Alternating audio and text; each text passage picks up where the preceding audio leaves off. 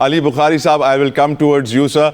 आपकी नज़र में, क्योंकि ये एग्जाम्पल हमारे सामने है, पुतिन ने 40 एग्रीमेंट्स कर लिए, डोनाल्ड ट्रंप एक भी ना कर पाया।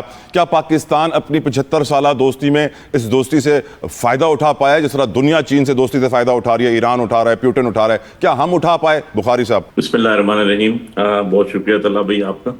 देखिए तला भाई, हर मुल्क के अपने पर्सनल इंटरेस्ट होते हैं।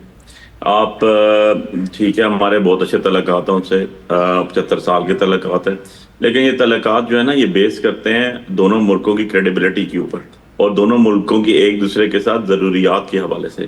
ख्वाहिशात पे तल्लुकात नहीं बनाए जाते, तल्लुकात ज़रूरत के मुताबिक बनते हैं। जो इंटरनेशनली आप अगर स्टैंडर्ड में देखें तो इंटरनेशनल स्टैंडर्ड यही कहता है आपको, जब भी आप इंटरनेशनली चीज़ों को देखते हैं कि हर मुल्क की अपनी प्रायोरिटीज़ होती हैं, और जब प्रायोरिटीज़ दो मुल्कों की मैच कर जाती हैं तो उनके तल्लुकात भी हो जाते हैं।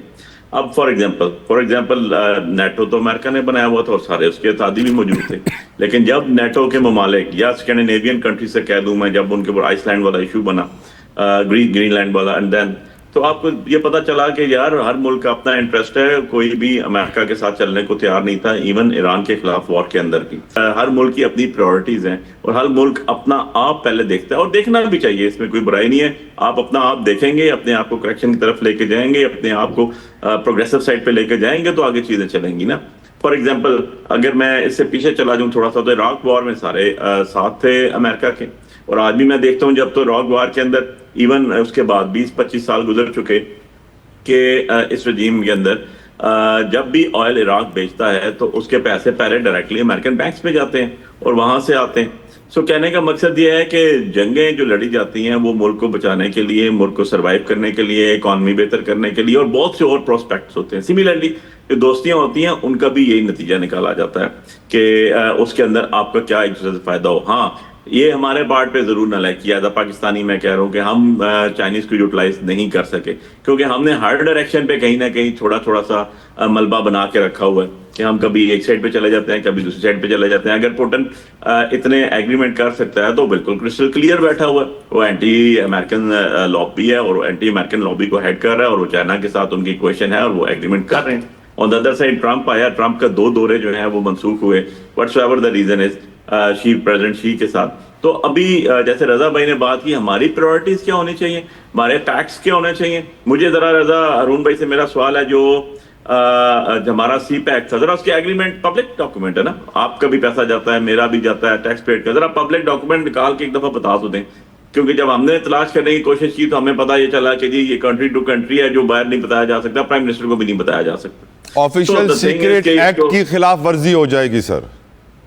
सर, ऑफिशियल सीक्रेट एक्ट की खिलाफवर्जी उसमें होती है जिसके अंदर आप मुल्क की कोई चीज जो है उसके, ये मुल्क की चीज है ना अली भाई, कैसी बातें कर रहे हैं, ये भी तो मुल्क की चीज है, मुल्क की सिक्योरिटी के हवाले से हो। बिल्कुल ठीक सर, बिल्कुल ठीक सर, बिल्कुल ठीक सर। आपकी इजाजत से अजहर साहब की तरफ बढ़ूंगा। अली भाई वो काफी सब्र का मुजाहरा कर रहे हैं। अजहर साहब, आपकी नजर में पाकिस्तान ने अपनी चीन से दोस्ती को सही यूटिलाइज किया या नहीं, considering the current situation of the world also? Azhar Javed साहब। बहुत शुक्रिया जितोई साहब। देखिए, जो चाइना है वो पाकिस्तान का एक पुराना मुखलिस दोस्त है। हमारी इस दोस्ती के 75 साल मुकम्मल हो चुके हैं और हम वजह तौर पर उस चाइना की दोस्ती पर फ़ख्र कर सकते हैं।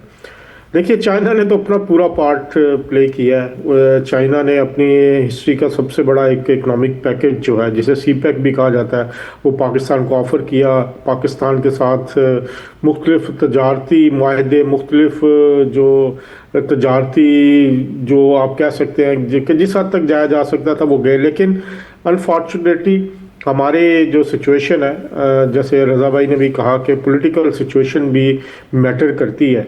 अगर आपको याद हो तो चाइना के सदर आ रहे थे, लेकिन उसी वक्त हमारी एक पॉलिटिकल पार्टी ने धरना दे दिया और उनको अपना चाइना अपना जो दौरा है वो मनसूख करना पड़ा। कि आप जरदारी साहब हों या नवाज शरीफ साहब हों, दोनों की हुकूमतें हमेशा चाइना के साथ जो ताल्लुकात है उसको प्रेफरेंस दी है। जरदारी साहब ख़ास तौर पर मेरा ख्याल है उन्होंने इनिशिएट किया था चाइना के साथ ताल्लुकात को, और जब वो सदर होते थे तो वो कई बार चाइना जाते थे तो लोग कहते थे ये क्या करने जाते थे, तो बाद में पता लगा कि वो इन सारे मामलात की बुनियाद रखने जाते थे जो सी पैक की शक्ल में सामने आए। तो इस सारी सूरत हाल में चाइना तो शहबाज शरीफ साहब इस बार कितने MOUs पे साइन करके आएंगे आपकी नजर में इस महीने? पुतिन ने 40 किए, ट्रंप ने 0 किए।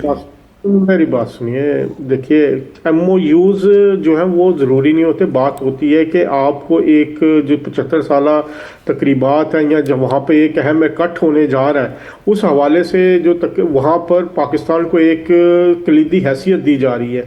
जहाँ वर्ल्ड लीडर होंगे वहाँ शहबाज शरीफ साहब भी होंगे, तो इस सारी सूरत हाल में हर दफ़ा एमओयूज जो है वो ज़रूरी नहीं होते। आप चाइना, पाकिस्तान और इंडिया की जंग थी, उसके दौरान देख लें चाइना का क्या किरदार रहा, वो पाकिस्तान के साथ खड़ा रहा। तो इस सारी सूरत हाल में आप ये नहीं कह सकते कि एमओयू होंगे तो ताल्लुकात का अंदाज़ा होगा। ऑलरेडी चाइना पाकिस्तान के साथ बहुत सारे एमओयूज क्या अमली मुआहदे कंप्लीट कर चुका है अभी, और जो जंगी तैयारे हैं कुछ लेटेस्ट टेक्नोलॉजी के, वो भी पाकिस्तान के हवाले होने जा रहे हैं। तो पाकिस्तान और चाइना के ताल्लुकात को एमओयूज के सांचे में या उसमें नहीं जांचना चाहिए, क्योंकि इसके जो ऑलरेडी प्रूवन ताल्लुकात है पाकिस्तान और चाइना में, चाइना हमेशा मुश्किल वक्त में पाकिस्तान के काम आया है। बिल्कुल, इस बात में कोई शक नहीं है। इनफैक्ट मुझे तो याद पड़ता है कि सदर मुमलिकत आसिफ अली जरदारी साहब अलग से दौरे करते हैं, मरियम नवाज साहिबा चीफ मिनिस्टर पंजाब वो अलग से दौरे करती हैं, प्राइम मिनिस्टर साहब भी जाते हैं, बहुत सारे एमओयू साइन होते हैं। And I think it's time कि हम इस दोस्ती को मज़ीद आगे बढ़ाएं, और दुनिया चाइना से फ़ायदा उठा रही है तिजारत के ज़रिए, हमें भी देखना होगा। एहतजाज जमहूरियत का हुस्न है, हम बचपन से सुनते आए हैं, लेकिन मौजूदा हाइब्रिड जमहूरियत में लग कुछ ये रहा है कि एहतजाज सिर्फ खास लोगों को इजाज़त मिलती है, सबको नहीं मिलती। खासतौर पर पीटीआई को तो बिल्कुल नहीं मिलती है, इसलिए पीटीआई एहतजाज का ना सोचिए। और काफ़ी वक्त से पीटीआई एहतजाज नहीं भी कर पा रही थी, लेकिन हमने गुज़िश्ता रोज़ देखा कि दोबारा चीफ मिनिस्टर केपीके ने एहतजाज के लिए कोशिश की है। आज उनकी प्रेस कॉन्फ्रेंस भी, मैं इसी के ऊपर बात करूंगा। अली बुखारी साहब, पहले आपसे सर, आप क्यों एहतजाज कर रहे हैं? क्या आपको लगता है एहतजाज से इमरान खान जेल से निकल आएंगे? क्यों आपको आईनी सिस्टम पे भरोसा नहीं रहा? अली बुखारी साहब। देखिए तला भाई, आईनी सिस्टम का और जो आइन का हाल कर दिया है इस सो कॉल्ड 17 सीटों के प्राइम मिनिस्टर ने, वो किसी से ढका छुपा तो है कोई नहीं। कि जो जज आपके खिलाफ फैसला करेगा, मेरिट पे करेगा, उसको उठा के पेशावर फेंक देंगे, किसी को लाहौर फेंक देंगे, किसी को कराची फेंक देंगे। तो इस तरह का सिस्टम जो है वो तो चल नहीं सकता। वो तो खुद मुंह बोलता सबूत है इस चीज का कि यार ये पर्सन स्पेसिफिक कानून साजी की गई है, और अवाम के हक पे जिन्होंने डाका मारा, उन्होंने अवाम के हकूक के साथ साथ उनके जो अमली प्रैक्टिकली इंसाफ की अदालतें देने वाली अदालतें थी, उनको भी खत्म करके रख दिया और बांदी बना दिया। नंबर 1। नंबर 2 चीज ये है कि खान साहब की रिहाई कॉन्स्टिट्यूशनल कोर्ट हो या हाई कोर्ट में, आज भी मैं हाई कोर्ट में वहाँ पियर हुए, और हम और जो सलमान सफदर साहब थे उनकी मेडिकल स्टेट आई हुई थी, सारी हिस्ट्री लाहौर हॉस्पिटल की और जापान में टोक्यो हॉस्पिटल की, जिसके ऊपर ये हमारे एक्सटेंस है। एक तो वो नहीं है, दूसरा वकालतनामा तो साइन करने देना। आप ऑर्डर करते हैं हमने अपील फाइल करनी है, अपील फाइल कैसे करें? ऊपर जाते हैं तो उस पर ऑब्जेक्शन लग जाता है कि वकालतनामा नहीं है। वकालतनामा लेने के लिए हमारे किसी बंदे को अथराइज नहीं करते। अच्छा मत करो, पावर अटर्नी लेके जाओ, सुप्रीडेंट साइन करा के स्टैंप मार के वापस दे देता है, वो भी नहीं देते। मतलब कौन सा कानून चल रहा है? ये किस काले कानून के अंदर हम रह रहे हैं कि यार बंदा बीमार हो जाता है, आप उसके ट्रीटमेंट कराते हैं तला भाई, उसके घर वालों को नहीं बताते यार, प्रिजन के अंदर प्रिजन रूल्स को फॉलो नहीं करते यार। आपका सुप्रीडेंट पूरे हाई कोर्ट के जो है वो 5 रुकनी बेंच, लॉर्जर बेंच के फैसले को उठा करता है, ये पड़ा हुआ है और मैं जो नहीं भेजता हूँ। और आपके मिनिस्टर जो सो कॉल्ड पढ़े लिखे अपने आप को कहते हैं, वो इस चीज को डिफेंड करने बैठे होते हैं। बाहर निकलना, अपीलें लगना, सेंटेंस को जो सेट असाइड करना, ये सारी चीजें तो पीछे रह गई। अभी तो उनके घर वालों की मुलाकात की बात है, अभी तो उनकी सेहत की मुलाकात है, अब बात है अभी तो उनके डॉक्टर्स या फिजिशियन पर्सन, उनकी उनसे मुलाकात नहीं हो रही। 6 महीने गुजर चुके हैं बुखारी साहब, 2 दिसंबर से लेकर आज तक। बुखारी साहब, हालात कुछ ऐसे हैं हुजूर, आपको लगता है कि पीटीआई कुछ कर पाएगी? क्योंकि बज़ाहिर इमेज यही दिया जा रहा है, ऑप्टिक्स यही बता रहे हैं कि अब पीटीआई को ताकत से खत्म कर दिया गया है, वो कहीं एहतजाज नहीं